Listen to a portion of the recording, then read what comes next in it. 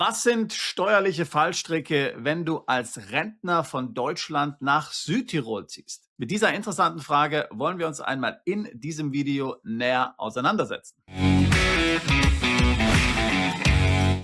Noch ein kurzer Hinweis in eigener Sache, wenn auch du demnächst in den Ruhestand gehst oder schon im Ruhestand bist und dich für steuerliche Optimierung im Ausland interessierst oder generell einfach wissen willst, was die steuerlichen Implikationen dessen sind, dass du nun im Ausland wohnst, dann lade ich dich herzlich zu unserem Seminar Ruhestand im Ausland ein, das wir regelmäßig in Edinburgh, dieser schönen alten Stadt, veranstalten. Dort geht es genau um Themen, wie du Doppelbesteuerungsabkommen sinnvoll nutzen kannst, wie du zum Teil die Betriebsrente sehr steuergünstig oder steuerfrei im Ausland vereinnahmen kannst, zum Teil sogar die gesetzliche Rente und welche steuerlichen Fallstricke du unbedingt vermeiden musst. Also für alle, die es ins Ausland zieht, um dort den goldenen Ruhestand zu verbringen, für die ist dieses Seminar relevant. Alle Details auf unserer Webseite, Link dazu in der Beschreibung dieses Videos. Ich würde mich freuen, auch dich zu diesem Seminar in Edinburgh begrüßen zu dürfen. Nun nochmal zurück zum eigentlichen Thema. Christiane hat uns geschrieben und Christiane hat uns darum gebeten, nochmal ein Video zu machen, was die steuerlichen Fallstricke sind, wenn man als Rentner von Deutschland nach Südtirol auswandert. Das machen wir natürlich sehr gerne, Christiane, und ich möchte das auch gleich als Gelegenheit nutzen, um euch alle aufzufordern, uns eure Ideen und Wünsche mitzuteilen. Das ist das, wovon dieser Kanal lebt. Im Grunde genommen, alle Videos, die wir hier veröffentlichen, haben nicht ihren Ursprung in der grauen Theorie,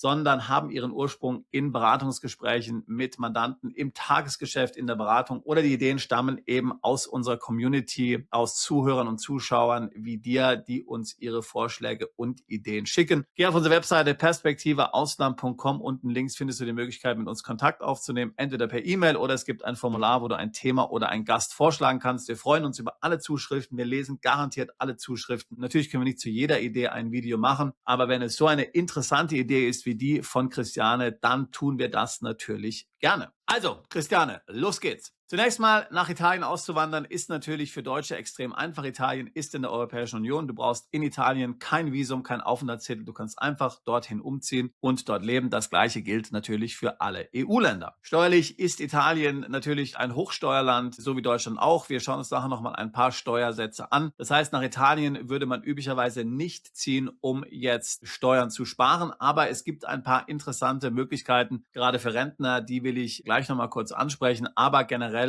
kannst du davon ausgehen, dass du steuerlich im Grunde genommen in Italien wenig Vorteile hast. Wenn du eine Rente beziehst, und das gilt für jeden Wegzug ins Ausland als Rentner, dann entscheidet das Doppelbesteuerungsabkommen, wo diese Rente versteuert wird. Also in Deutschland oder in Italien. Möglicherweise denkst du, dass das trivial ist, aber das ist absolut nicht so, denn jedes Abkommen ist tatsächlich unterschiedlich. Und im deutsch-italienischen Abkommen ist es wie folgt geregelt. Gesetzliche Renten aus Deutschland sind in Deutschland zu versteuern, außer der Rentner ist italienischer Staatsbürger, zum Beispiel ein Gastarbeiter, der in Deutschland gearbeitet hat und dann zur Rente gegangen ist und dann wieder nach Italien zurückzieht. Solche Renten sind dann in Italien zu versteuern, wenn der Rentenempfänger der deutschen Rente ein italienischer Staatsbürger ist. In allen anderen Fällen ist die Rente in Deutschland zu versteuern, die gesetzliche Rente. Betriebsrenten sind in Italien zu versteuern. Das heißt, wenn du eine Betriebsrente hast, dann wirst du dafür in Italien Steuern bezahlen müssen. Wenn du als Rentner ins Ausland ziehst, dann ist für dich das Finanzamt Neubrandenburg zuständig. Du musst jährlich eine Steuererklärung einreichen. Allerdings hilft dir das Finanzamt Neubrandenburg. Es gibt nämlich dort ein vereinfachtes administratives Verfahren und wenn die Rente tatsächlich die einzigen deutschen Einkünfte sind, die du hast, dann wirst du keine Steuererklärung in dem Sinne einreichen müssen. Dann bereitet das Finanzamt Neubrandenburg das alles für dich auf. Du kannst das dann einfach nur noch bestätigen.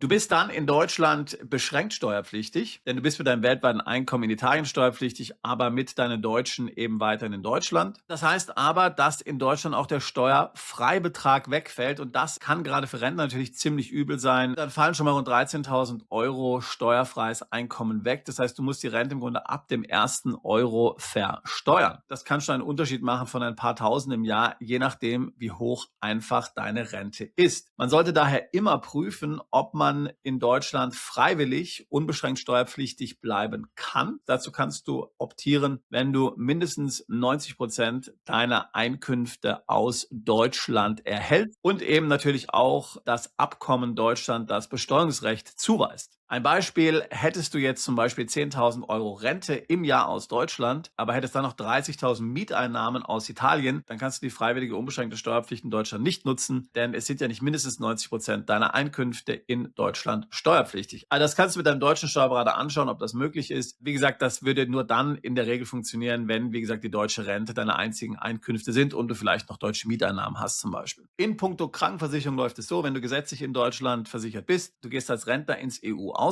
und Deutschland bezahlt dir deine Rente, dann ist auch Deutschland weiterhin für deine Krankenversicherung zuständig. Das heißt also, du zahlst weiterhin Krankenversicherung in Deutschland, kannst dann aber das Gesundheitssystem in Italien natürlich nutzen, gleichzeitig aber auch das deutsche Gesundheitssystem. Und notfallmäßig kannst du natürlich ohnehin überall in der EU zum Arzt gehen. Wenn du jetzt irgendwo im Urlaub bist und du brichst dir ein Bein, kannst du natürlich dann überall in der EU zum Arzt gehen. Ein wichtiges Thema ist das Thema Schenkungssteuer und Erbschaftssteuer.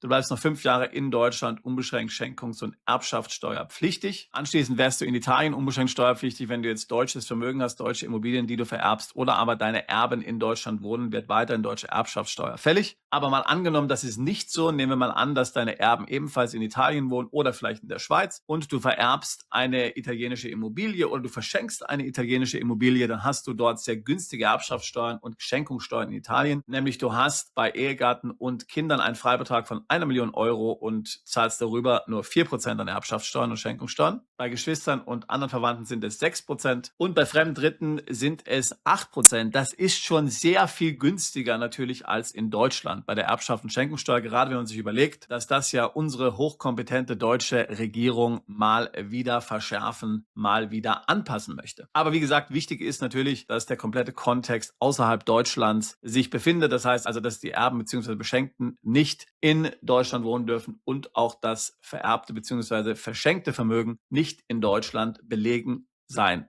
darf. Einkünfte aus Kapitalvermögen in Italien sind ungefähr genauso schlecht versteuert wie in Deutschland. Das heißt, wir reden hier von 26% Steuer in Italien, auf Krypto sogar 33% seit 2026. Tatsächlich gibt es in Italien auch eine Vermögensteuer, aber nur für ausländisches Vermögen. Die ist weniger als 1%. Davon betroffen wären zum Beispiel auch natürlich deutsche Immobilien und generell Vermögen außerhalb von Italien. Jetzt hast du vielleicht auch von steuerlichen Sonderprogrammen in Italien gehört, die es dort gibt, unter anderem auch für Rentner. Das gilt aber leider nicht, wenn du nach Südtirol ziehst. Wenn du aber nach Süditalien ziehst und in einen Ort mit weniger als 20.000 Einwohnern, dann zahlst du dort nur 7% auf deine ausländische Betriebsrente, beziehungsweise auch auf deine gesamten ausländischen Einkünfte, inklusive zum Beispiel auch Einkünfte aus deinem Kapitalvermögen, anstatt 26%. Das ist also schon ein interessantes Modell, kann man für 10 Jahre lang nutzen. Wie gesagt, leider funktioniert das in Südtirol nicht und es würde auch nicht funktionieren zu sagen, ich gehe jetzt mal ein paar Jahre nach Südtirol und dann gehe ich nach Süditalien. Du darfst also in Italien nicht steuerpflichtig gewesen sein, wenn du dieses Programm dann nutzen willst. Also in deinem Fall, Christiane, leider nicht anzuwenden. Es gibt noch einige andere steuerliche Programme in Italien, die will ich jetzt aber hier nicht erwähnen, weil die sind im Grunde genommen im Kontext jetzt nicht relevant. Es gibt ja den Non-Dom-Status, wo dann eine Pauschalsteuer von 300.000 Euro bezahlst, aber das ist jetzt hier eben nicht relevant. Also generell muss man sagen, wenn man nach Italien zieht, ein steuerliches Umfeld, das sicherlich mindestens genauso bürokratisch ist als Deutschland, wenn nicht noch schlimmer.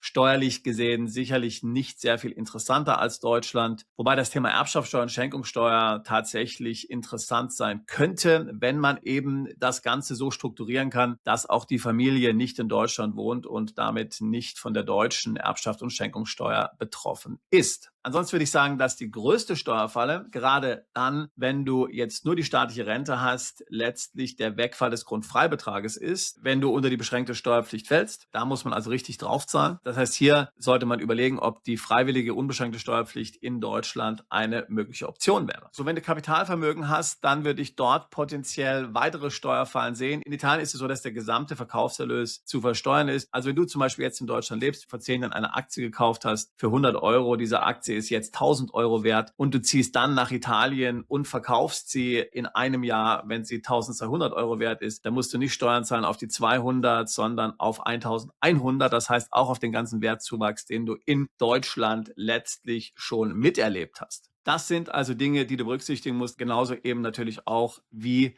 die Vermögensteuer, denn sie bezieht sich spezifisch auf ausländisches Vermögen. In diesem Sinne, Christiane, hoffe ich, dass wir dir mit diesem kurzen Video helfen konnten. Wie gesagt, nochmal eine Aufforderung an alle, wenn auch ihr interessante Ideen habt, dann lasst uns das gerne wissen, kontaktiert uns über unsere Webseite und wir veröffentlichen gerne Videos zu den Themen, die für euch relevant sind im Kontext Auswandern, Plan B, Steueroptimierung im Ausland. Wenn auch du dich mit dem Umzug nach Italien oder in ein anderes Land beschäftigst, sei es im Ruhestand oder auch nicht, dann würde ich mich freuen, mit dir ein Beratungsgespräch zu führen. Link dazu ebenfalls in der Beschreibung dieses Videos. Wir helfen seit 20 Jahren Mandanten dabei, sich im Ausland steuerlich optimiert aufzustellen, zweite Staatsbürgerschaften zu erwerben und einen sinnvollen Plan B zu etablieren. Ich selbst bin ja vor 26 Jahren schon aus Deutschland und der EU weggezogen. Ich habe es nie bereut. Ich denke, du wirst es auch nicht tun. Und in diesem Sinne würde ich mich freuen, auch dich alsbald zu unserer Mandantschaft zählen zu können. Bist du Unternehmer, Freiberufler oder Investor? Zieht es dich schon lange ins Ausland? Mach heute den ersten konkreten Schritt in eine Zukunft mit mehr Geld und mehr Freiheit. Buche ein Beratungsgespräch mit Sebastian und seinen Kollegen. Unsere Kanzlei unterstützt Mandanten wie dich dabei, deine Steuerlast legal zu reduzieren, Vermögen aufzubauen und zu schützen und deine persönliche Freiheit zu maximieren. Profitiere jetzt von unserem Fachwissen und unserem Netzwerk. Gehe zu mandatierung.com und werde Mandant unserer Kanzlei.